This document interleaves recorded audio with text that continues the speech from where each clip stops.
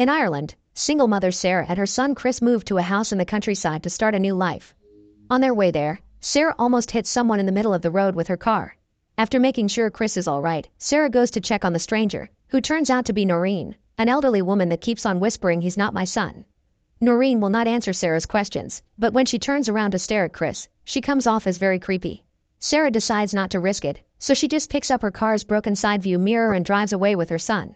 Raising Chris alone is not easy for Sarah, and sometimes they end up arguing over small things like Chris's picky eating habits, but most of the time, their relationship is solid.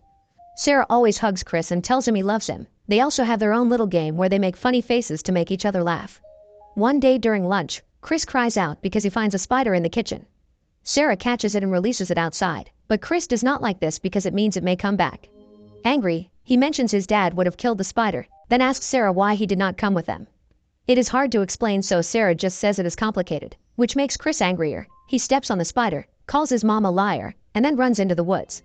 Sarah rushes after him, feeling how the wind blows harder the further she goes, and she is shocked to find something quite amazing and terrifying at the same time, a very large sinkhole. Before she can decide what to do, Chris appears behind her and apologizes for bringing up his dad even while knowing it makes her sad, so Sarah hugs him and takes him away, not wanting him to see the hole. Later that night, Sarah hears the back door creaking, so she makes sure to lock it before going to bed. Chris begins going to classes at a new school, but he is having trouble making friends. When he is given a flyer about the school's incoming talent contest, Sarah tells him he should sign up because it would help him befriend his classmates, but Chris stays hesitant. Later, Sarah attends a dinner party with some new friends of her own, including her boss Louise, and while everyone shares crazy stories, she gets to learn about Noreen, who is considered crazy by everyone in town. One day many years ago, she burst into her son's classroom, screaming and making a scene. It took 3 teachers to drag her out. The kid was transferred to another school and Noreen was sent to a mental institution. But when she got out months later, she ran over her son with her car. Nobody is sure if it was an accident or on purpose. When she returns home, Sarah cannot sleep, being extremely aware of the wind blowing and all the creaking noises in the house. Suddenly, a door is banged, so she rushes out of her room to check on Chris, but she does not find him in his bed or anywhere in the house. Sarah runs downstairs and finds the back door open, and her worry makes her grab a torch and go looking for the son in the middle of the night. The forest is dark and creepy at this hour, so Sarah does not last long there. As soon as she hears some very strange noises, she runs back to the house and calls the police. However, she hangs up when she suddenly turns around and finds Chris standing by his bedroom door saying he has been there the whole time.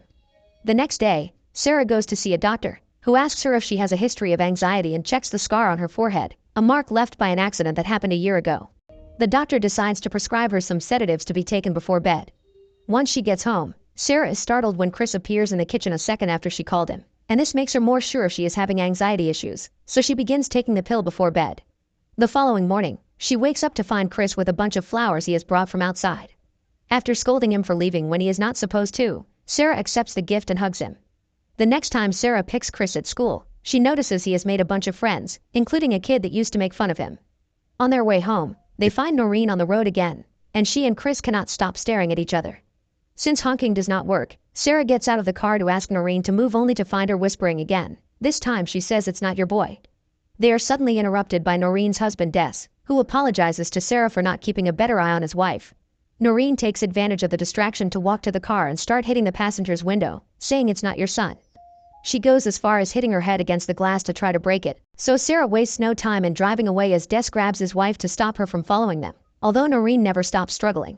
The following morning, while taking Chris to school, Sarah decides to stop by Noreen's house only to find her dead on the ground with her head buried in the dirt. Later, when the police come by her house to take testimony, Sarah notices one of the cops is distracting Chris by playing arm wrestling with him.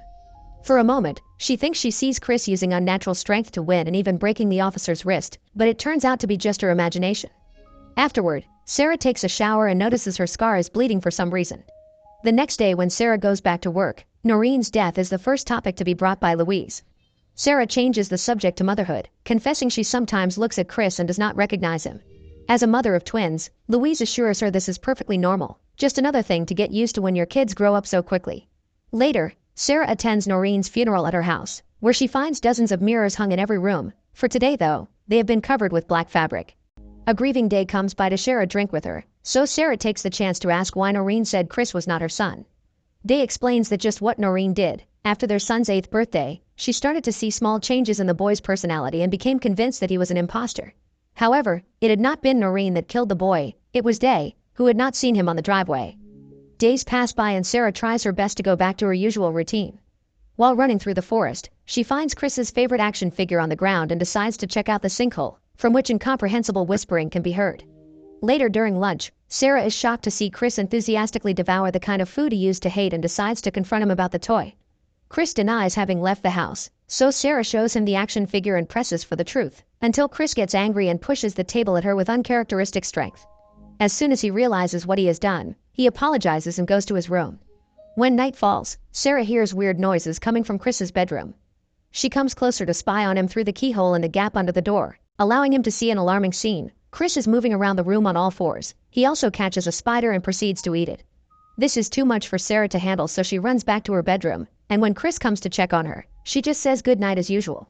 The following day, Sarah takes Chris to the doctor, who does not find anything wrong during the checkup. In private, Sarah explains Chris's behavior is changing, but the doctor is more concerned about Sarah's mental health and wonders if her scar was caused by Chris's dad instead of an accident. Afterward, Sarah decides to buy a video camera that she hides inside a wall in Chris's bedroom. That night, Sarah decides not to take her pills anymore. In the morning, Chris continues to eat big amounts of food. Sarah apologizes for her awkwardness lately, and Chris responds by touching her scar, violently inserting his fingers in it. Thankfully, it turns out to be just a nightmare. In the afternoon, Sarah goes to see the talent show at Chris's school. His class is performing as a choir, and their chosen song speaks about a hole in a bog. Suddenly, the room becomes dark and everyone around them disappears. Sarah is left alone with Chris on the stage, who is now reciting the lyrics in an emotionless voice. Sarah runs away from the hall, but she cannot find an open door to leave the building too. Louise finds her and asks her what is wrong, to which Sarah responds Chris is not her son. Speaking of Chris, he arrives at that moment with his teacher, so Sarah runs away again. This time she does manage to leave the building and return home, where she retrieves the video camera to check the footage. What she finds there is rather terrifying, so deciding she will need a second opinion, she goes to see Des. The man welcomes her to his house again and explains all the mirrors were hung by Noreen because only mirrors can reveal the truth, and she always wanted to be sure her husband was the real one.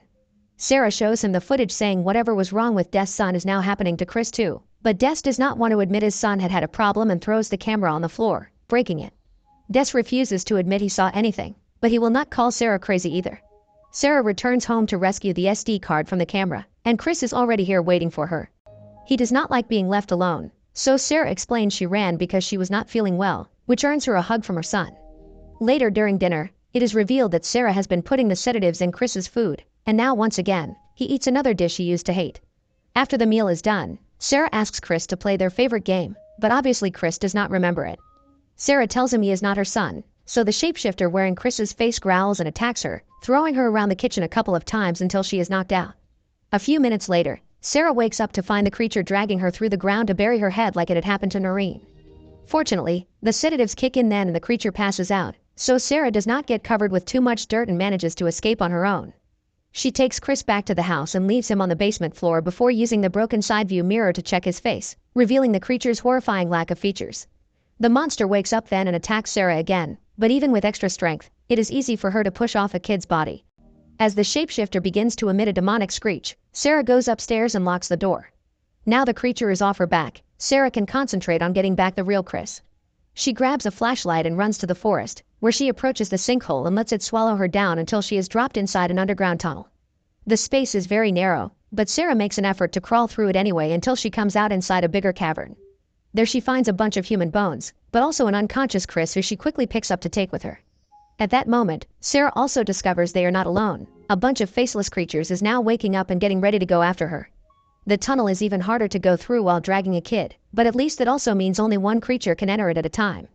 This shapeshifter manages to grab Sarah's wrist, allowing it to copy her face, but Sarah hits it with her flashlight until she is freed.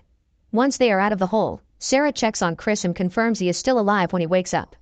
They rush back to their home, and Sarah approaches the car, but the doors are locked. After leaving Chris next to the vehicle, Sarah enters the house to grab her keys and hears the fake Chris in the basement calling for her.